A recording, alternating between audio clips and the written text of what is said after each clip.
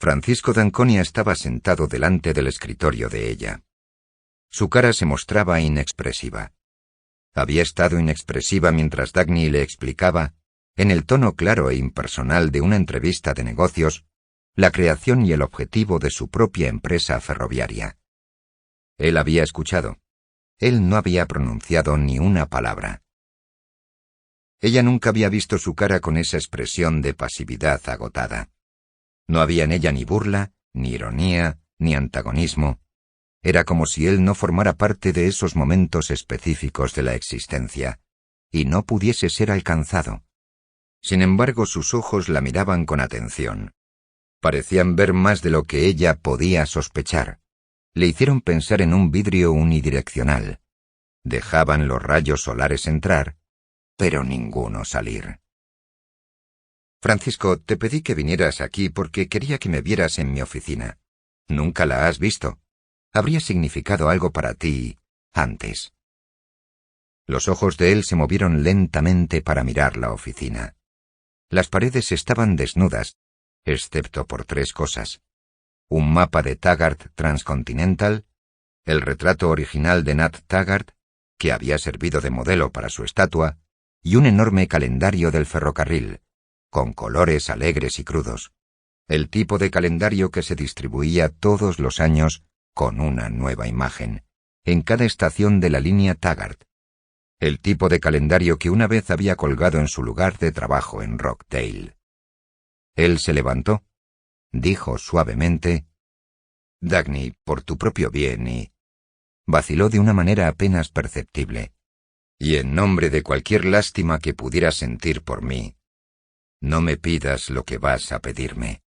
No lo hagas. Deja que me vaya ahora». Aquel comportamiento resultaba extraño en Francisco, y ella nunca habría esperado oír eso de él. Después de un momento, ella preguntó, «¿Por qué?» «No puedo responderte. No puedo responder a ninguna pregunta. Esa es una de las razones por las que es mejor no hablar de ello». «¿Sabes lo que voy a pedirte?» «Sí». La forma en que ella lo miraba era una pregunta tan elocuente y tan desesperada que él tuvo que añadir, «Y sé que voy a negarme». «¿Por qué?» Él sonrió tristemente, extendiendo las manos como para mostrarle que eso es lo que él había previsto y había querido evitar. Ella dijo calladamente, «Tengo que intentarlo, Francisco. Yo tengo que hacer la petición. Esa es mi parte. Lo que tú hagas al respecto es la tuya, pero sabré que yo lo he intentado todo». Él siguió de pie, pero inclinó la cabeza un poco asintiendo y dijo, «Escucharé, si eso te ayuda. Necesito $15 millones para completar la línea Río Norte. He conseguido 7 millones contra las acciones de Taggart que yo poseo libres de toda carga. No puedo conseguir nada más. Emitiré bonos a nombre de mi nueva empresa por un valor de $8 millones. Te pedí que vinieras aquí para pedirte que suscribas esos bonos». Él no respondió. «Soy simplemente un mendigo, Francisco, y te estoy mendigando dinero. Siempre pensé que uno no mendigaba en los negocios. Pensé que uno se basaba en el mérito de lo que uno tenía que ofrecer y daba valor por valor. Eso ya no es así, aunque no entiendo cómo podemos actuar bajo cualquier otra norma y continuar existiendo. A juzgar por cada hecho objetivo, la línea Río Norte va a ser el mejor ferrocarril del país. A juzgar por cualquier criterio conocido, es la mejor inversión posible. Y eso es lo que me condena. No puedo conseguir dinero ofreciéndole a la gente un buen proyecto de negocios. El hecho de ser bueno es lo que hace que la gente lo rechace. No hay ningún banco que compre los bonos de mi empresa. Así es que no puedo implorar méritos. Puedo solo implorar». Su voz estaba pronunciando las palabras con impersonal precisión. Paró, esperando que él respondiese. Él siguió callado. «Sé que no tengo nada que ofrecerte», siguió ella. «No puedo hablarte en términos de inversión. No te importa ganar dinero. Los proyectos industriales han dejado de interesarte hace tiempo, así que no voy a pretender que sea un intercambio justo Es solo mendigar. Contuvo el aliento y dijo: «Dame ese dinero como limosna, porque no significa nada para ti». «No lo hagas», dijo él en voz baja. Ella no supo decir si el extraño sonido de su voz era dolor o enfado. Sus ojos estaban bajos. «¿Lo harás, Francisco?» «No».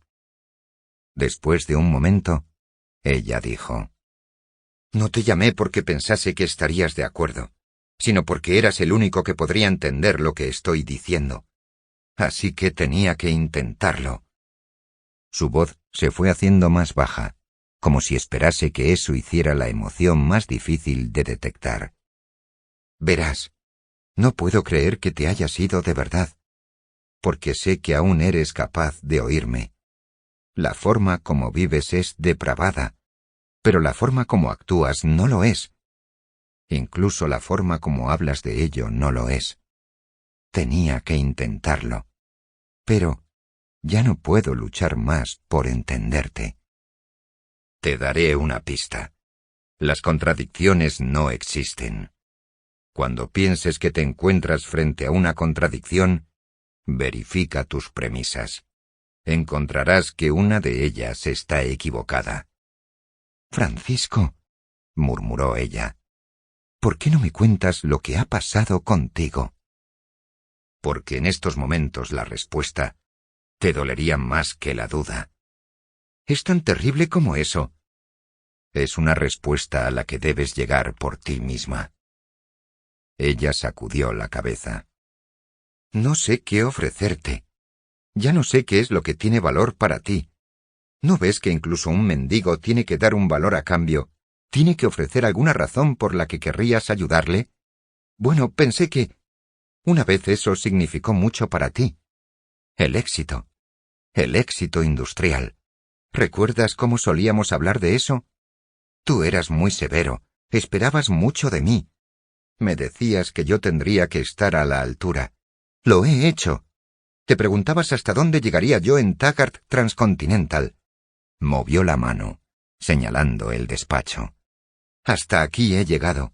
Así es que pensé, si el recuerdo de lo que habían sido tus valores aún tiene algún significado para ti, aunque solo sea como diversión, en un momento de tristeza o solo como quien pone flores en una tumba, podrías darme el dinero, en nombre de eso». «No». Ella dijo con esfuerzo: «Ese dinero no significaría nada para ti. Has desperdiciado tanto como eso en fiestas insensatas. Has desperdiciado mucho más en las minas de San Sebastián». Él levantó la mirada.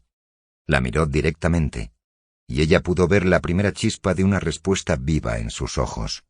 Una mirada que era brillante, implacable e increíblemente orgullosa, como si esa fuese una acusación que le diese fuerza. «Oh, sí», dijo ella despacio, como si estuviese respondiendo al pensamiento de él. «Me doy cuenta de eso. Te he condenado por esas minas, te he denunciado, te he despreciado de todas las formas posibles, y ahora vuelvo a ti, por dinero. Igual que Jim, igual que cualquier llorón que te hayas encontrado en la vida. Sé que es un triunfo para ti. Sé que puedes reírte de mí y despreciarme con toda justicia. Bueno, quizá pueda ofrecerte eso. Si es diversión lo que quieres, si disfrutaste viendo a Jim y a los planificadores mexicanos arrastrarse, ¿no te divertiría destrozarme a mí? ¿No te daría placer? ¿No quieres oírme decir que he sido derrotada por ti? ¿No quieres verme arrastrándome a tus pies? Dime cómo te gustaría, y me someteré».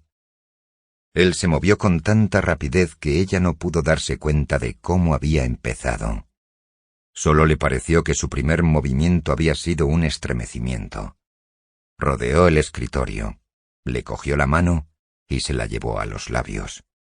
Empezó como un gesto del más profundo respeto, como si su objetivo fuese darle fuerzas a ella, pero por la forma como sostenía los labios y luego la cara, apretados contra su mano, sabía que él estaba buscando fuerzas para sí mismo.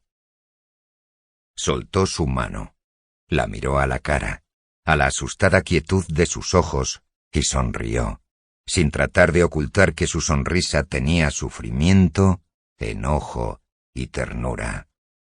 «Dagny, ¿quieres arrastrarte? Tú no sabes lo que esa palabra significa, y nunca lo sabrás. Uno no se arrastra reconociéndolo tan honestamente como tú haces. ¿No crees que sé que el mendigarme fue la cosa más valiente que podías hacer? Pero no me lo pidas, Dagny. En nombre de todo lo que alguna vez yo signifiqué para ti, susurró ella, de lo que aún quede dentro de ti». En el momento en que ella creyó haber visto esa expresión antes, contra el resplandor nocturno de la ciudad, cuando él estaba tendido en la cama a su lado por última vez, ella oyó su grito, el tipo de grito que ella nunca le había arrancado antes. «¡Amor mío, no puedo!». Luego, mientras se miraban uno al otro, ambos silenciados por el shock de perplejidad, ella notó el cambio en la cara de él. Fue un cambio tan crudamente abrupto como si él hubiese accionado un interruptor. Se echó a reír. Se alejó de ella y dijo, su voz hiriente y ofensiva al ser totalmente casual: «Por favor, perdona la mezcla en mis estilos de expresión. Supuestamente les he dicho eso mismo a muchas mujeres, aunque en ocasiones un tanto diferentes». La cabeza de ella cayó hacia adelante y se quedó sentada, acurrucada, sin importarle que él la viera. Cuando levantó la cabeza lo miró indiferentemente. «Muy bien, Francisco. Fue una buena actuación. Me lo creí. Si esa fue tu manera de tener el tipo de diversión que yo te estaba ofreciendo, lo conseguiste. No te pediré nada. Te lo advertí. No sabía a qué bando pertenecías. No parecía ser posible. Pero es al bando de Orren Boyle y Bertram Scudder y tu antiguo profesor». «¿Mi antiguo profesor?», preguntó él con brusquedad. «El doctor Robert Stadler». Él rió aliviado. «Ah, ese. Es un saqueador que piensa que su fin justifica que se apodere de mis medios», dijo, y añadió: «¿Sabes, Dagny? Me gustaría que recordases de qué lado estoy. Algún día te lo recordaré, y te preguntaré si quieres repetirlo. No tendrás que recordármelo». Él se volvió para irse. Agitó la mano en un saludo informal y dijo: «Si se pudiese construir, le desearía buena suerte a la línea Río Norte. Se va a construir, y se va a llamar la línea John Galt». «¿Qué?».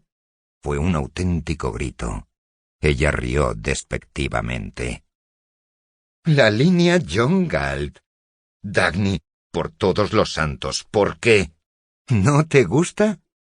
¿Cómo se te ocurrió elegir eso? Suena mejor que señor Nemo o señor Cero, ¿no? Pero, Dagny, ¿por qué eso? Porque te asusta. ¿Qué crees tú que significa? Lo imposible, lo inalcanzable. Todos tendrán miedo de mi línea, exactamente igual que tú tienes miedo de ese nombre». Él empezó a reírse. Se reía sin mirarla, y ella se sintió extrañamente segura de que él se había olvidado de ella, de que estaba muy lejos de allí, de que estaba riéndose, con una furiosa mezcla de alegría y amargura, de algo en lo que ella no tenía nada que ver. Cuando se volvió para mirarla, dijo con vehemencia: «Dagny, yo no lo haría si fuera tú». Ella se encogió de hombros. A Jim no le gustó tampoco. «¿Qué es lo que te gusta de ello?» «Lo odio. Odio el desastre que todos están esperando, el abandonar, y esa insensata pregunta que suena como un grito de auxilio. Estoy harta de oír súplicas a John Galt. Voy a luchar contra él». Él dijo suavemente: «Lo estás haciendo». «Voy a construir una línea de ferrocarril para él. Que venga y la reclame». Él sonrió tristemente y asintió. «Lo hará». El resplandor de acero vertido fluía por el techo y se quebraba contra una pared. Reardon estaba sentado en su escritorio, a la luz de una única lámpara. Más allá del círculo de luz, la oscuridad del despacho se mezclaba con la oscuridad de fuera. Él sintió como si fuese un espacio vacío en el que los rayos de las calderas se movían libremente. Como si la mesa fuese una balsa suspendida en el aire que llevaba a dos personas presas en su privacidad. Dagny estaba sentada frente a su escritorio. Ella se había quitado el abrigo, y su silueta se destacaba contra el resplandor, su cuerpo tenso y delgado, con un traje gris formando una diagonal frente a un amplio sillón. Solo su mano estaba en la luz, al borde del escritorio. Más allá, él veía el pálido esbozo de su cara, el blanco de una blusa, el triángulo de un cuello de camisa abierto. «Muy bien, Hank», dijo. «Vamos adelante con el nuevo puente de Metal Reardon. Este es el pedido oficial del dueño oficial de la línea John Galt». Él sonrió, mirando los diseños del puente extendidos a la luz sobre su escritorio. «¿Has tenido ocasión de examinar el boceto que enviamos?» «Sí, no necesitas mis comentarios ni mis cumplidos. Mi pedido lo dice todo». «Muy bien. Gracias. Empezaré a fabricar el metal». «¿No vas a preguntar si la línea John Galt está en condiciones de hacer pedidos o de funcionar?» «No necesito hacerlo. El hecho de que tú vengas aquí lo dice todo». Ella sonrió. «Es verdad. Está todo listo, Hank. He venido a decírtelo y a hablar de los detalles del puente en persona». «Muy bien. Tengo curiosidad. ¿Quiénes son los accionistas de la línea John Galt?» «No creo que ninguno de ellos pueda permitírselo. Todos ellos tienen empresas que están creciendo. Todos ellos necesitaban dinero para sus propios objetivos. Pero necesitaban la línea y no le quisieron pedir ayuda a nadie». Sacó un papel del bolso. «Aquí tienes a John Galt, Inc., dijo, dándoselo por encima del escritorio. Él conocía la mayoría de los nombres en la lista.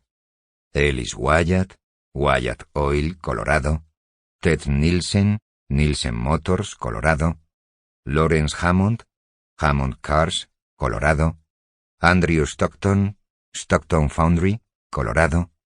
Había unos cuantos de otros estados. Se fijó en el nombre Kenneth Danager, Danager Coal, Pensilvania. El importe de sus contribuciones variaba, desde sumas de 5 hasta 6 cifras.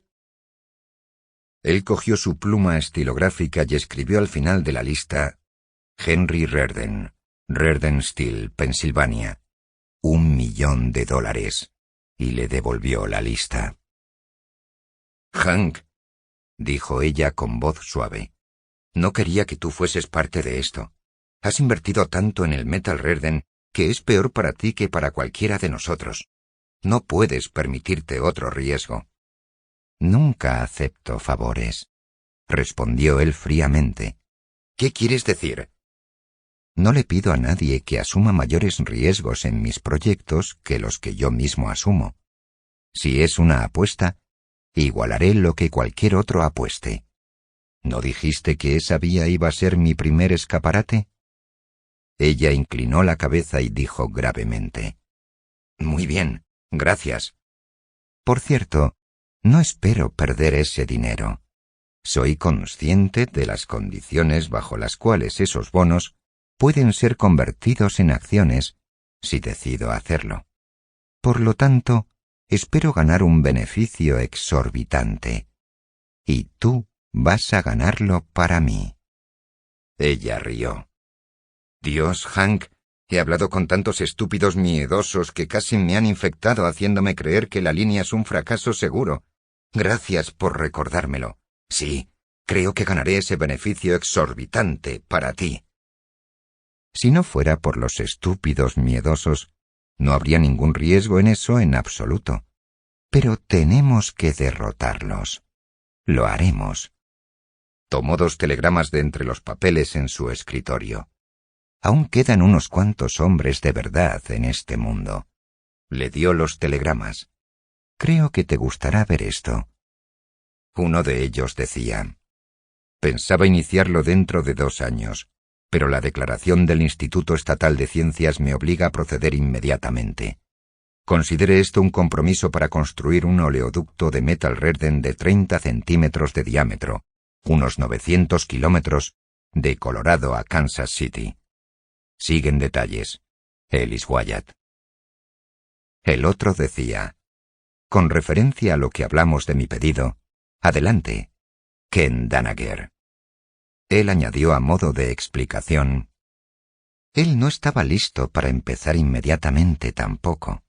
Son 8.000 toneladas de metal redden, metal estructural, para minas de carbón. Se miraron el uno al otro y sonrieron. No necesitaban más comentarios. Él miró hacia abajo cuando ella le devolvió los telegramas.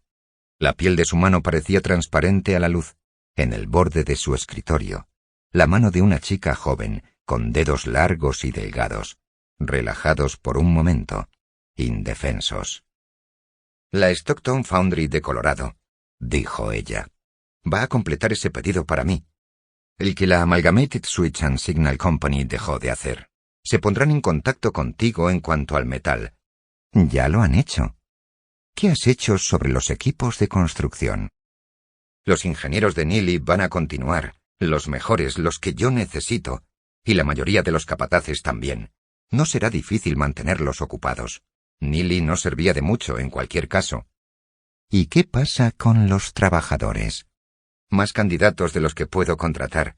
No creo que el sindicato vaya a intervenir.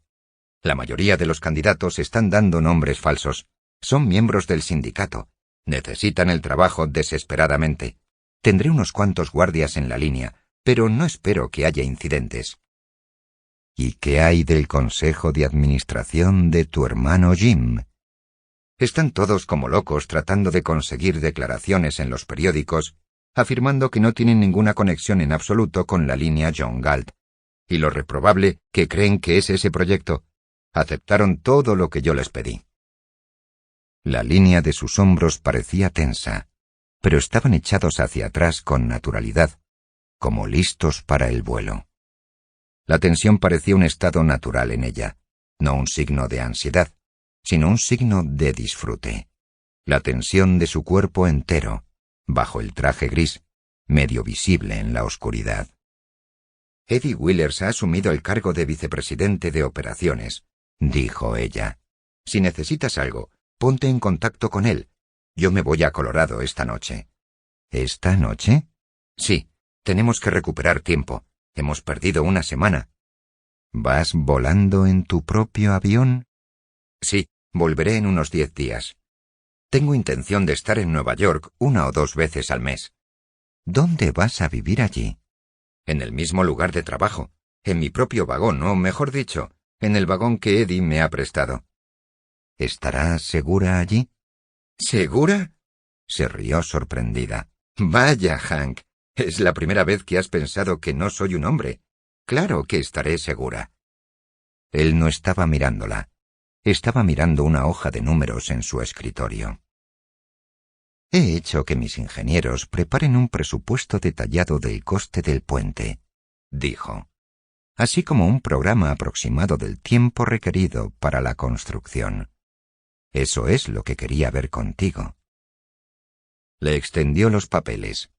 Ella se echó hacia atrás para leerlos. Un rayo de luz le pasaba por la cara. Él vio la boca firme y sensual en un nítido contorno. Cuando se reclinó un poco más, él solo vio una sugerencia de su forma y las líneas oscuras de sus pestañas casi cerradas.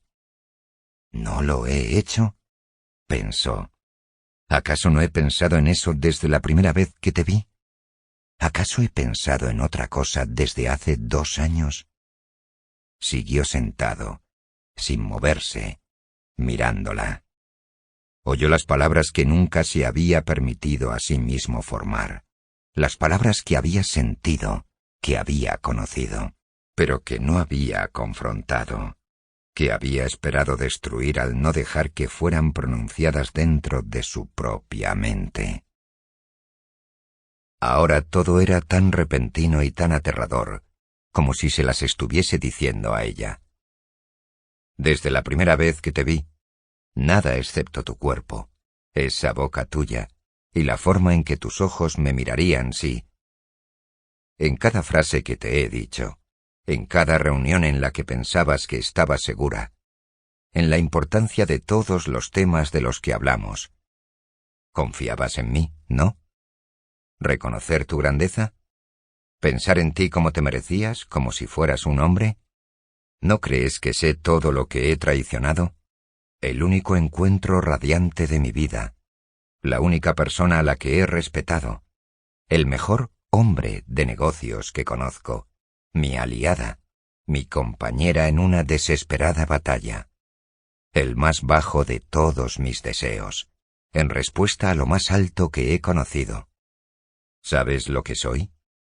He pensado en ello, porque debería ser impensable, por esa necesidad degradante que nunca debería tocarte. No he deseado jamás a nadie excepto a ti.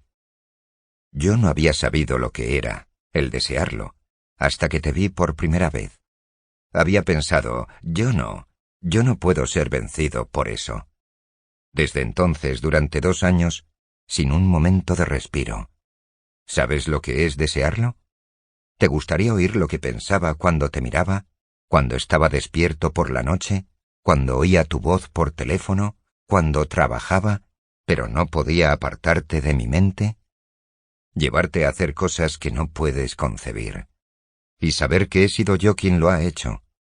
Reducirte a un cuerpo. Enseñarte un placer animal. Ver que lo necesitas. Ver que me lo estás pidiendo.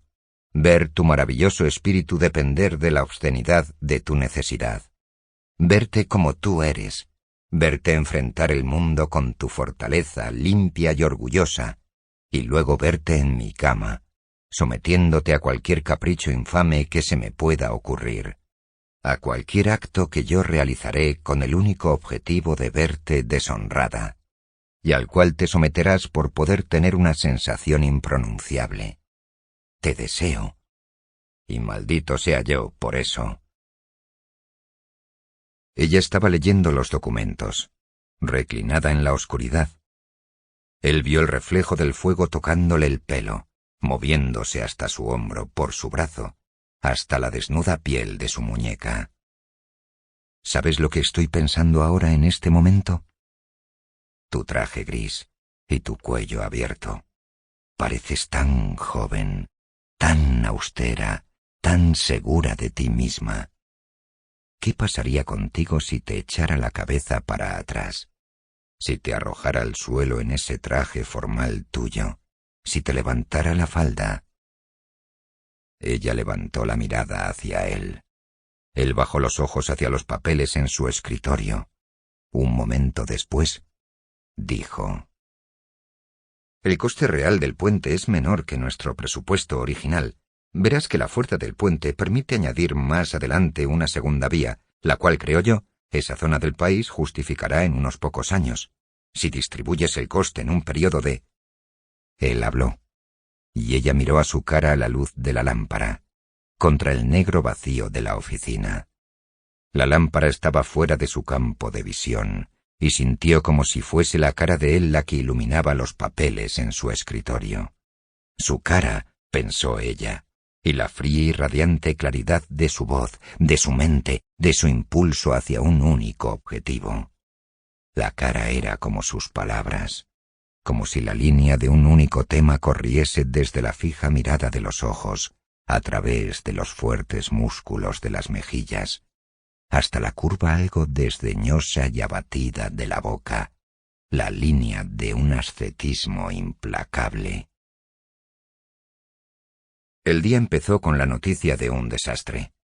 Un tren de mercancías de la Atlantic Southern había chocado de frente con un tren de pasajeros en Nuevo México. En una curva cerrada en las montañas, desparramando vagones por toda la ladera.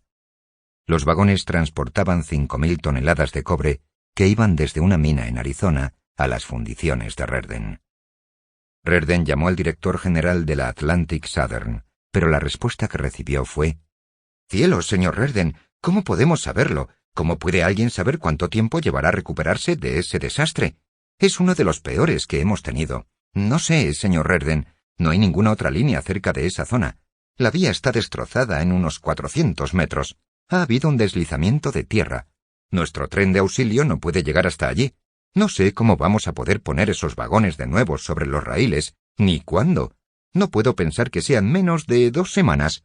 3 días, imposible, señor Reardon. Pero no podemos evitarlo. Pero seguro que puede decirles a sus clientes que es un caso de fuerza mayor. ¿Qué pasa si los atrasa? Nadie puede echarle la culpa en un caso como este. Durante las 2 horas siguientes, con la ayuda de su secretaria, de 2 jóvenes ingenieros del departamento de embarques, un mapa de carreteras y un teléfono, Reardon consiguió que una flota de camiones se dirigiera al lugar del accidente, y que un convoy de vagones de auxilio se encontrara con ellos en la estación más próxima de la Atlantic Southern. Los vagones se los había prestado Taggart Transcontinental. Los camiones habían sido reclutados por todo Nuevo México, Arizona y Colorado. Los ingenieros de Reardon habían acosado por teléfono a los propietarios privados de los camiones y les habían ofrecido pagos que neutralizaban cualquier argumento. Era el tercero de 3 envíos de cobre que Reardon había estado esperando. 2 pedidos no habían sido entregados. Una empresa había quebrado, la otra seguía con excusas de atrasos que no podía evitar. Él se ocupó del asunto sin alterar su lista de citas, sin levantar la voz, sin ninguna señal de estrés, incertidumbre o aprensión. Había actuado con la rápida precisión de un comandante militar bajo fuego repentino, y Gwen Ives, su secretaria, había sido su más calmado lugarteniente. Ella era una muchacha de casi 30 años, cuyo rostro sereno, armonioso e impenetrable tenía una cualidad que correspondía al equipo de oficina mejor diseñado. Era uno de los empleados más implacablemente competentes. Su actitud al realizar sus deberes sugería el tipo de claridad racional que consideraría cualquier elemento de emoción durante el trabajo como una inmoralidad imperdonable. Cuando la emergencia pasó, el único comentario de ella fue: «Señor Reardon, creo que debemos pedirles a nuestros proveedores que manden sus materiales por Taggart Transcontinental». «Yo también estaba pensando eso», respondió él. «Envíele un mensaje a Fleming en Colorado. Dígale que estoy interesado en comprar esa opción de la mina de cobre».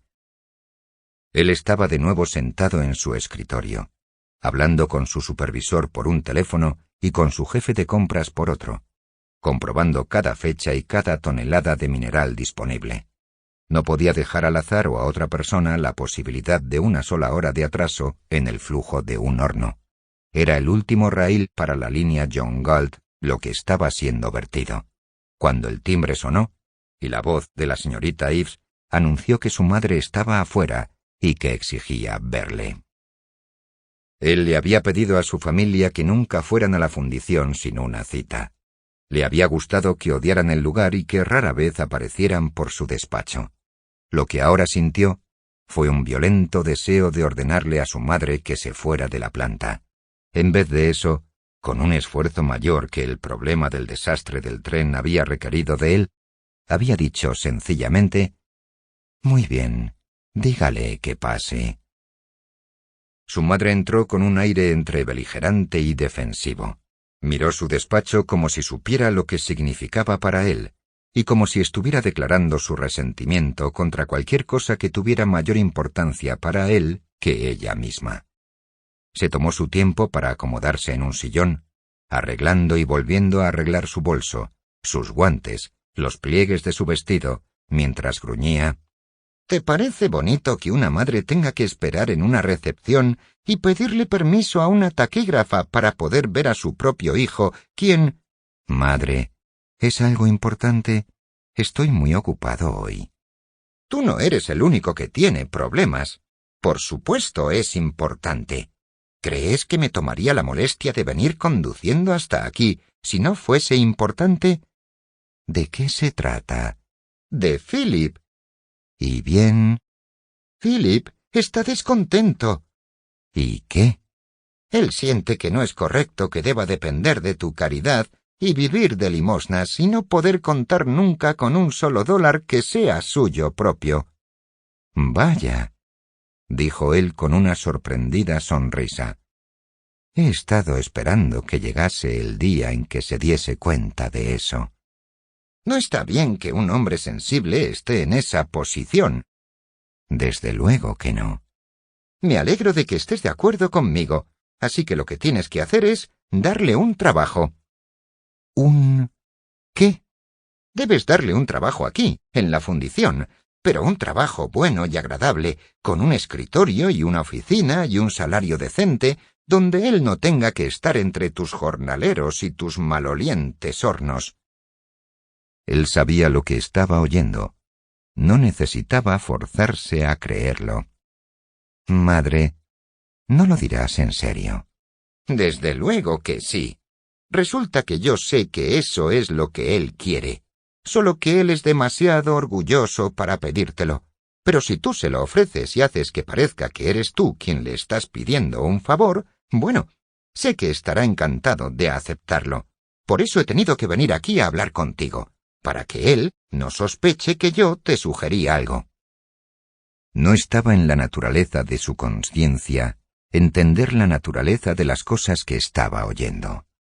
Un único pensamiento atravesó su mente como un rayo de luz, incapaz de concebir cómo alguien podría no verlo. El pensamiento salió de él como un grito de perplejidad. Pero él no sabe nada sobre el negocio del acero. ¿Y eso qué tiene que ver? Necesita un trabajo. Pero no podría hacer el trabajo. Necesita ganar confianza en sí mismo y sentirse importante. Pero no me serviría absolutamente de nada. Necesita sentir que es necesario. ¿Aquí? ¿Para qué podría quererlo yo aquí? Contratas a muchos desconocidos. Contrato a hombres que producen. ¿Qué puede ofrecerme él? Es tu hermano, ¿no? ¿Y qué tiene eso que ver? Ella lo miró, incrédula a su vez, muda de asombro. Por un momento quedaron mirándose, como si los separase una distancia interplanetaria. —¡Es tu hermano! —dijo ella, su voz como un disco rayado que repetía una fórmula mágica que ella no se permitía poner en duda. Necesita una posición en el mundo. Necesita un salario para sentir que está con dinero que le llega como lo que se merece, no como una limosna. ¿Como lo que se merece? Pero él no valdría ni un centavo para mí. ¿Es eso en lo primero que piensas? ¿En tus beneficios?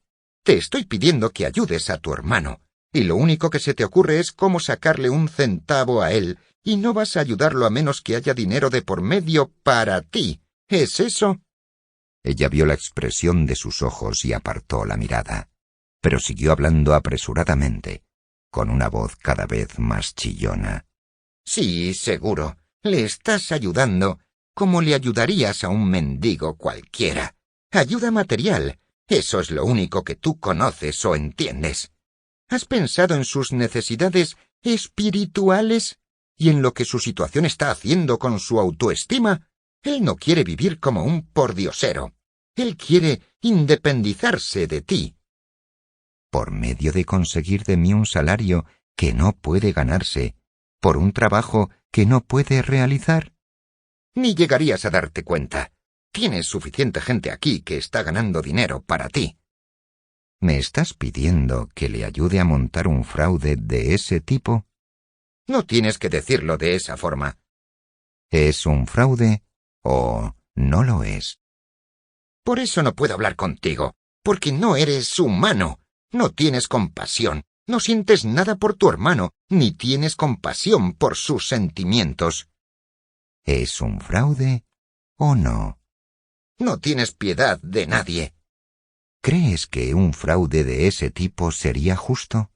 Eres el hombre más inmoral que existe. No piensas más que en la justicia. No sientes ningún cariño en absoluto. Él se levantó, con un movimiento abrupto y acentuado.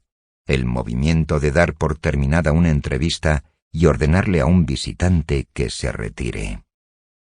Madre, estoy dirigiendo una planta de acero, no una casa de putas. ¿Henry?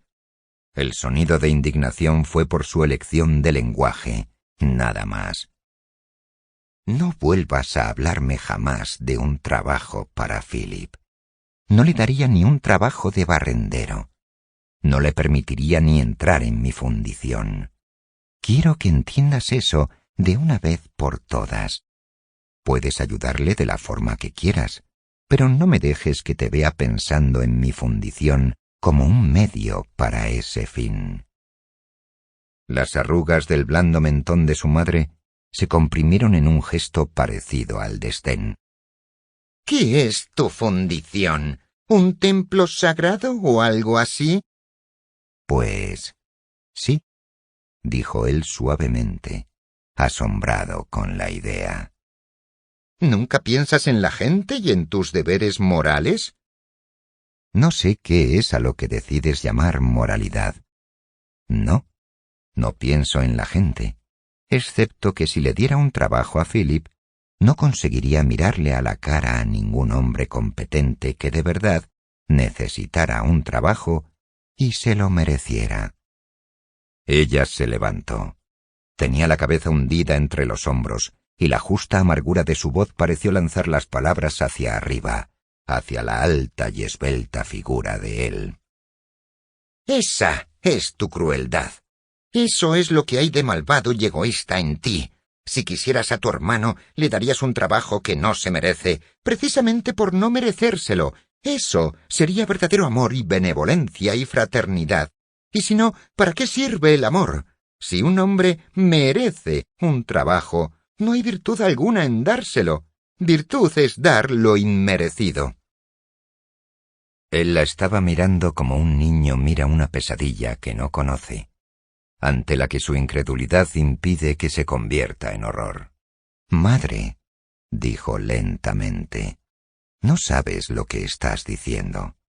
No soy capaz de menospreciarte lo suficiente como para creer que lo estás diciendo en serio». La mirada que se dibujó en el rostro de su madre le asombró todavía más que todo lo demás. Era una expresión de derrota, y al mismo tiempo de una astucia extraña, cínica y secreta, como si por un instante ella fuese dueña de una sabiduría superior que estuviera burlándose de la inocencia de él. El recuerdo de aquella mirada permaneció fijo en su mente, como una señal de alarma advirtiéndole que había vislumbrado un tema que tenía que entender. Pero no pudo lidiar con eso. No consiguió forzar su mente para que lo aceptara como algo digno de ser pensado.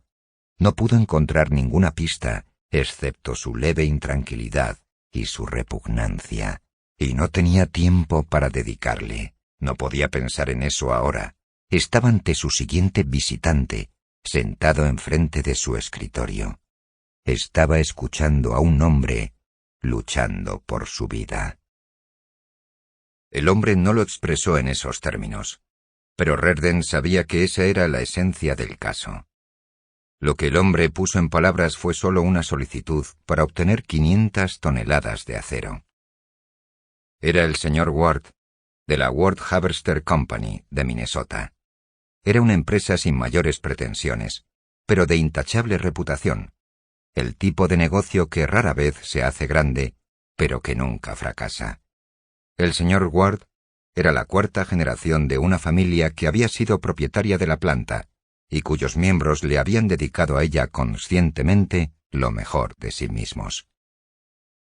Era un hombre de unos 50 y tantos años, con una cara cuadrada y terca. Mirándolo, uno sabía que él consideraría tan indecente dejar que su cara mostrara sufrimiento como quitarse la ropa en público.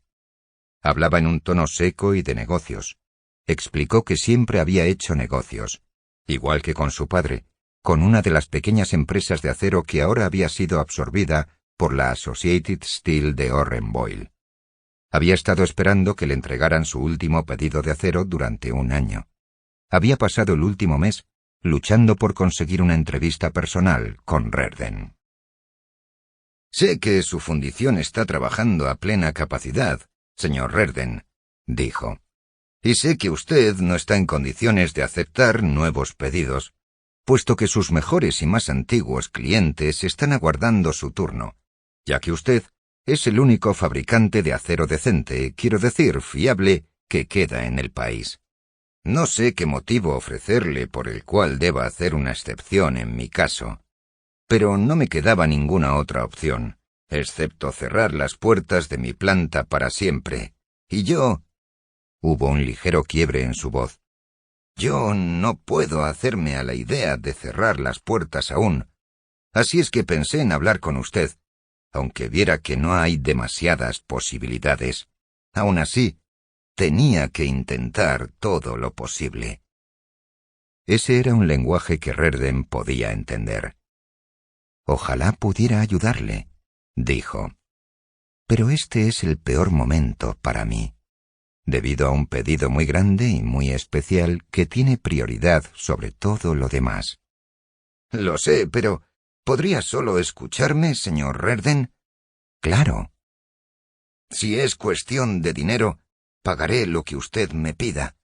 Si pudiese hacer que le valiese la pena de esa forma, vaya, pues cóbreme cualquier cantidad que quiera, cóbreme el doble, pero déjeme tener el acero. No me importaría tener que vender las máquinas cosechadoras con pérdidas, con tal de mantener las puertas abiertas. Tengo lo suficiente, personalmente, como para trabajar con pérdidas un par de años, si es necesario, solo para aguantar. Porque imagino, las cosas no pueden seguir así por mucho tiempo.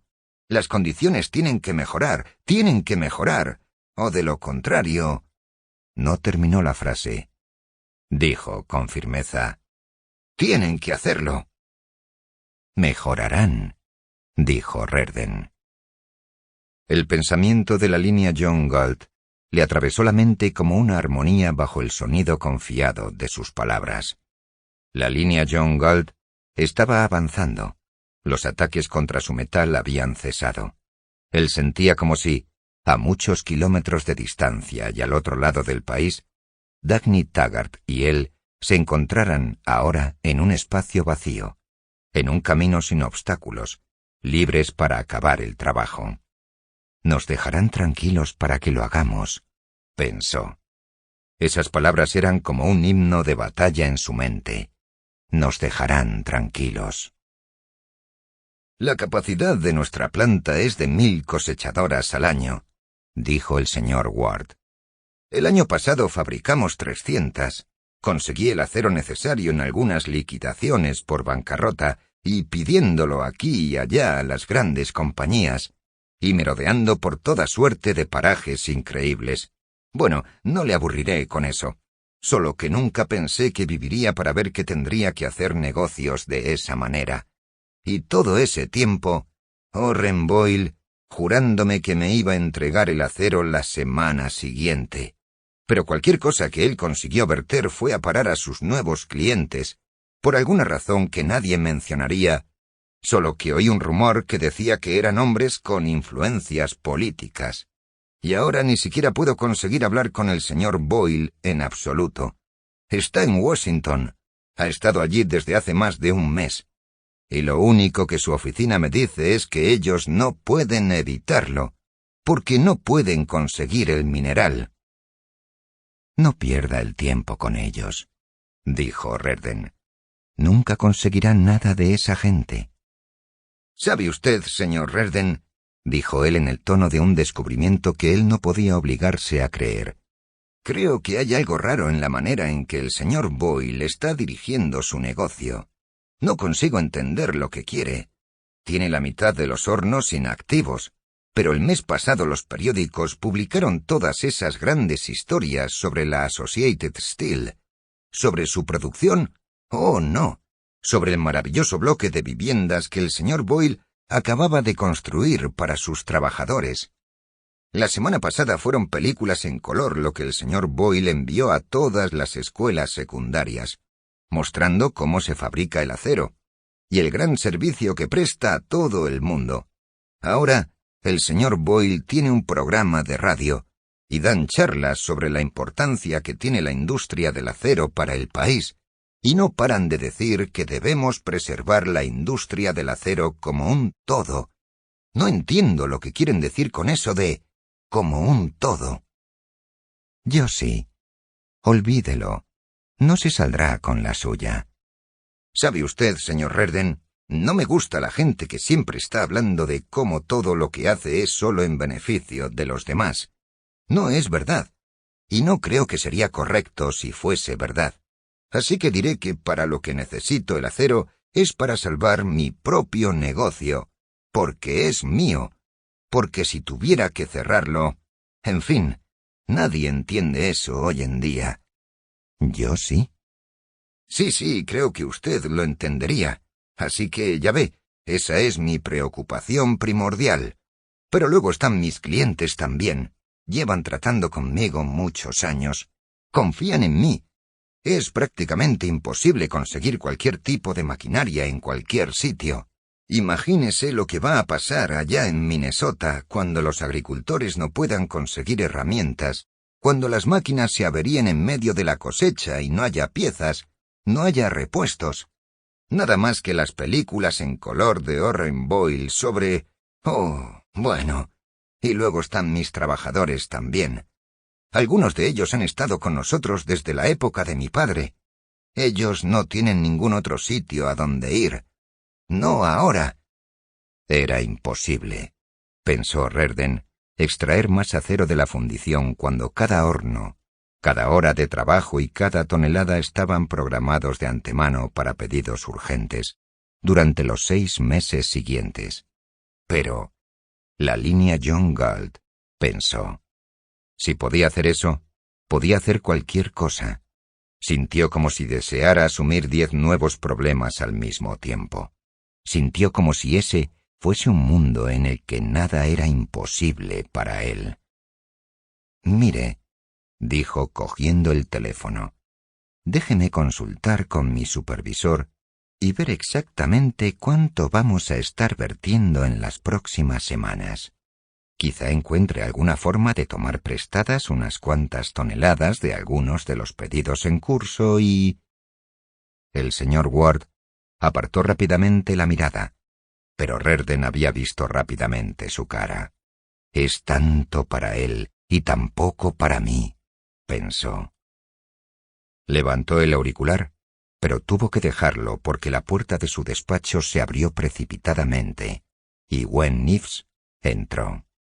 Parecía imposible que la señorita Ives se permitiera una infracción de ese tipo, o que la calma de su cara pareciese como una distorsión anormal, o que sus ojos parecieran cegados, o que sus pasos sonaran a punto de tambalearse. Perdóneme que le interrumpa, señor Reardon. Pero él sabía que ella no veía el despacho, no veía al señor Ward, no lo veía más que a él. Pensé que debo decirle que los legisladores acaban de aprobar la ley de igualación de oportunidades. Fue el impasible señor Ward quien gritó. ¡Oh, Dios, no! ¡Oh, no! Mirando a Reardon. Reardon se puso en pie de un salto. Estaba doblado de forma nada natural, con un hombro inclinado hacia adelante. Fue solo un instante. Luego miró a su alrededor como si estuviese recuperando la vista y dijo: «Perdonen». Su mirada incluyó tanto a la señorita Ives como al señor Ward, y volvió a sentarse. «No nos informaron de que ese proyecto de ley había sido sometido a votación, ¿verdad?», preguntó con voz controlada y seca. «No, señor Reardon. Por lo visto fue un movimiento sorpresa, y les llevó solo 45 minutos. ¿Sabe algo de Mauch?» «No, señor Reardon», dijo ella, haciendo hincapié en el no. «Fue el mensajero del 5º piso el que bajó corriendo a decirme que acababa de oírlo en la radio. Llamé a los periódicos para confirmarlo. Intenté hablar con el señor Mauch en Washington. Su oficina no contesta». «¿Cuándo supimos de él por última vez?» «Hace 10 días, señor Reardon». «Bien. Gracias, Gwen. Siga intentando comunicarse con su oficina». «Sí, señor Reardon». Ella salió. El señor Ward estaba de pie, sombrero en mano. «Supongo que debería», murmuró. «Siéntese», estalló Reardon con ferocidad. El señor Ward obedeció, mirándolo fijamente. «Teníamos un negocio que tramitar, ¿no?», dijo Reardon. El señor Ward no pudo definir la emoción que contraía la boca de Reardon mientras hablaba. Señor Ward, ¿de qué nos acusan los cabrones más asquerosos de la tierra, entre otras cosas? Ah, sí, de nuestro lema, más de lo mismo. Pues bien, más de lo mismo. Y aquí no pasa nada, señor Ward. Tomó el teléfono y pidió hablar con el supervisor. Dime, Pete. ¿Qué? Sí, ya sé. Olvídalo. Hablaremos de eso después. Lo que quiero saber es, ¿puedes darme 500 toneladas de acero más por encima del programa en las próximas semanas? Sí, lo sé. Sé que es difícil. Dame las fechas y las cifras. Escuchó tomando notas rápidamente en una hoja de papel. Luego dijo, muy bien, gracias. Colgó el teléfono y estudió las cifras durante unos momentos. Hizo algunos breves cálculos en el margen de la hoja. Luego levantó la cabeza. Muy bien, señor Ward, dijo. Usted tendrá su acero dentro de 10 días. Cuando el señor Ward se había marchado, Redden fue a la antesala. Le dijo a la señorita Eaves, con su voz normal. Telegrafía a Fleming en Colorado. Él sabrá por qué tengo que cancelar esa opción de compra. Ella inclinó la cabeza con un ademán de asentimiento significando obediencia. No lo miró a él. Él se dirigió a su siguiente visitante, invitándole con un gesto a entrar en su despacho. ¿Cómo está usted? Pase. Pensaría en eso después, pensó. Uno se mueve paso a paso, y uno debe continuar moviéndose. Por el momento, con una extraordinaria claridad, con una brutal simplificación que lo hacía parecer casi fácil, su conciencia no contenía nada más que un pensamiento. No debe detenerme. La frase colgaba sola, sin pasado ni futuro. Él no pensó en qué era lo que no podía detenerlo, o por qué esa frase era un absoluto tan crucial. Esa frase lo dominaba y él obedecía. Fue paso a paso. Completó su horario de citas como estaba previsto. Era tarde cuando su última visita se fue, y él salió de su despacho. El resto de su personal se había ido a casa. La señorita Eaves estaba sentada ante su escritorio en una sala vacía. Estaba muy erguida y rígida, con las manos juntas y muy apretadas sobre el regazo. Su cabeza no estaba agachada, sino que la sostenía firmemente erguida, y su cara parecía congelada. Por sus mejillas corrían lágrimas, sin ningún sonido y ningún movimiento facial contra su resistencia, fuera de control. Ella lo vio y dijo secamente, como sintiéndose culpable: «Lo siento, señor Redden». Ella no hizo el inútil ademán de ocultar su cara. Él se acercó. «Gracias», dijo Redden con suavidad. Ella lo miró sorprendida. Él sonrió. «Pero, ¿no cree que me está subestimando, Gwen? ¿No es demasiado pronto para llorar por mí?» «Lo habría aguantado todo», susurró ella. «Pero ellos», señaló los periódicos sobre su escritorio, «ellos lo están llamando una victoria para la antiavaricia». Él se rió en voz alta.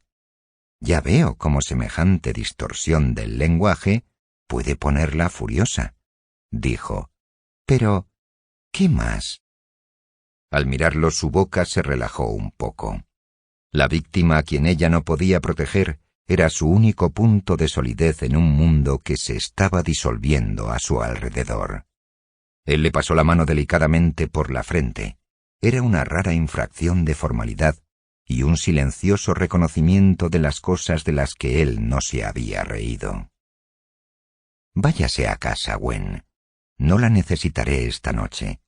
Yo mismo me iré a casa dentro de poco. No quiero que me espere». Era pasada la medianoche cuando, sentado aún en su escritorio, inclinado sobre los planos del puente para la línea John Galt, él paró bruscamente de trabajar, porque de repente la emoción le había llegado toda de golpe. Una emoción de la que ya no podía escapar, como si una cortina de anestesia se hubiese desgarrado.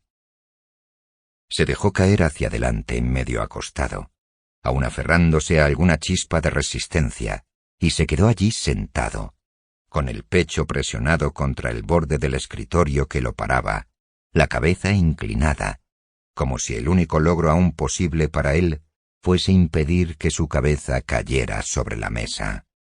Permaneció así unos momentos, consciente solo del dolor, de un dolor hiriente, sin contenido y sin límites.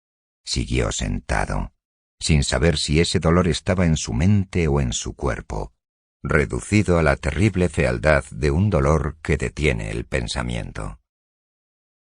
Unos momentos después, aquello había pasado. Levantó la cabeza y se irguió, serenamente, reclinándose en el respaldo de su sillón. Ahora veía que al haber aplazado ese momento durante horas, no había sido culpable de evasión. No había pensado en ello porque no había nada que pensar. El pensamiento, se dijo a sí mismo silenciosamente, es un arma que uno usa para actuar. No había acción posible. El pensamiento es la herramienta con la cual uno hace una elección. No le quedaba ninguna elección a él. El pensamiento establece el objetivo de uno y una forma de alcanzarlo. En el tema de que estuvieran arrancándole la vida a pedazos, él no iba a tener ni voz, ni objetivo, ni medios, ni defensa. Pensó en eso, asombrado. Se dio cuenta por primera vez de que nunca había conocido el miedo, porque frente a cualquier desastre siempre había tenido la omnipotente opción de ser capaz de actuar. No, pensó, no se trata de una garantía de victoria. ¿Quién puede tenerla? Solo de la posibilidad de actuar, que es todo lo que uno necesita. Ahora estaba contemplando impersonalmente y por primera vez la verdadera esencia del terror. Ser llevado a la destrucción atado de pies y manos. Bueno, entonces sigue, aunque vayas atado, pensó. Sigue con cadenas, sigue. Eso no debe detenerte. Pero otra voz le estaba diciendo cosas que él no quería oír, mientras se defendía, gritando sobre la voz y contra ella. No sirve de nada pensar en eso. Es inútil. ¿Para qué? Olvídate de ello. No podía ahogar esa voz. Permaneció sentado, sobre los diseños del puente para la línea John Galt, y oyó las cosas lanzadas por una voz que era parte sonido, parte imagen. Lo habían decidido sin él. No le habían llamado, no le habían preguntado, no le habían dejado hablar. No sentían siquiera que debían hacérselo saber, hacerle saber que habían destrozado parte de su vida y que él tendría que estar dispuesto a seguir andando como un lisiado. De todos los involucrados, fuesen quienes fuesen, por la razón que fuese, por la necesidad que fuese, él era el único al que no se habían dignado considerar. El cartel colocado al final de una larga carretera decía Rerden Or. Colgaba sobre negras gradas de metal, y sobre años y noches, sobre un reloj marcando las gotas de su propia sangre, la sangre que había dado alegremente, jubilosamente, en pago por un lejano día y un cartel sobre una carretera, pagado con su esfuerzo, su fortaleza, su mente, su esperanza. Destruido por el capricho de algunos hombres que se sentaron y votaron. ¿Quién sabe por qué mentes? ¿Quién sabe qué voluntad y de quién los había llevado al poder? ¿Qué motivo los impulsó? ¿Cuál era su conocimiento? ¿Cuál de ellos, sin ayuda, podría extraer un pedazo de mineral de la tierra? Destruido por el capricho de hombres a quienes él nunca había visto y quienes nunca habían visto esas gradas de metal. Destruido, porque ellos así lo habían decidido. ¿Con qué derecho? Sacudió la cabeza. Hay cosas que uno no debe contemplar, pensó. Hay obscenidad en la maldad, una obscenidad que acaba contaminando al observador. Hay un límite para lo que es adecuado que presencie un hombre. No debe pensar en eso, o mirar dentro de ello, o intentar averiguar la naturaleza de sus raíces. Sintiéndose tranquilo y vacío, se dijo que volvería a estar bien al día siguiente. Se perdonaría la debilidad de esa noche. Eran como las lágrimas que a uno se le permiten en un funeral, y luego uno aprende a vivir con una herida abierta o con una fábrica arruinada. Se levantó y se acercó a la ventana. Los altos hornos parecían desiertos y quietos. Vio débiles marcas de rojo sobre negras chimeneas, largas espirales de vapor, enmarañadas diagonales de grúas y puentes. Sintió una soledad desoladora, del tipo que nunca había conocido antes. Pensó que Gwen Ives y el señor Ward podían recurrir a él en busca de esperanza, de alivio, en busca de una forma de renovar el valor. ¿A quién podía él recurrir? También él lo necesitaba, aunque fuese una vez. Deseó tener un amigo a quien permitirle verle sufrir, sin pretensiones ni protección, en quien pudiese apoyarse por un instante, solo para decir «estoy muy cansado» y encontrar un momento de reposo. De todos los hombres que conocía, ¿había alguno a quien desearía tener a su lado ahora? Oyó la respuesta en su mente, inmediata y escandalosa. Francisco d'Anconia. Su risa ahogada lo devolvió a la realidad. Lo absurdo de la nostalgia le devolvió bruscamente la calma. Eso es lo que te pasa, pensó, cuando te dejas llevar por la debilidad. Siguió de pie frente a la ventana, intentando no pensar, pero no dejaba de oír las palabras en su mente. Rerden Ore, Rerden Coal, Rerden Steel, Rerden Metal. ¿De qué serviría todo eso? ¿Por qué lo había hecho? ¿Por qué querría volver a hacer algo alguna vez? Su primer día en los salientes de las minas de mineral de hierro. El día en que estaba de pie en el viento, mirando hacia abajo, a las ruinas de una planta de acero. El día en que estaba aquí en este despacho, ante esta ventana, y pensó que podría construir un puente que aguantara cargas increíbles con solo unos cuantos componentes de metal, si uno combinaba un soporte con un arco, si uno construía un entramado diagonal con los tramos superiores curvados para... Se paró y se quedó quieto. Él no había pensado en combinar un soporte con un arco aquel día. Al instante siguiente estaba en su escritorio, inclinado sobre él, con una rodilla en el asiento de la silla, sin tiempo de pensar en sentarse, trazando líneas, curvas, triángulos, columnas de cálculos, indiscriminadamente sobre los planos, sobre el secante del escritorio, sobre las cartas de alguien. Y una hora después estaba llamando por teléfono.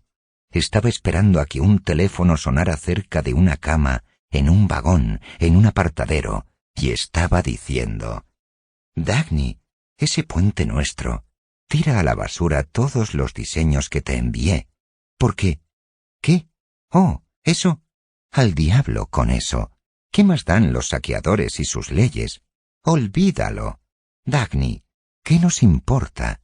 Escucha, ¿te acuerdas de aquel artilugio que tú llamaste el soporte Rerden y que admirabas tanto? No vale un pepino. He ideado un soporte que acabará con cualquier cosa jamás construida. Tu puente llevará 4 trenes a la vez, durará 300 años y costará menos que tu alcantarilla más barata. Te mandaré los diseños dentro de 2 días, pero quería contártelo ahora mismo. ¿Sabes? Es cuestión de combinar un soporte con un arco. Si tomamos un entramado diagonal y... ¿Qué? No te oigo. ¿Has cogido un resfriado? ¿Por qué me estás dando las gracias ahora? Espera a que te lo explique.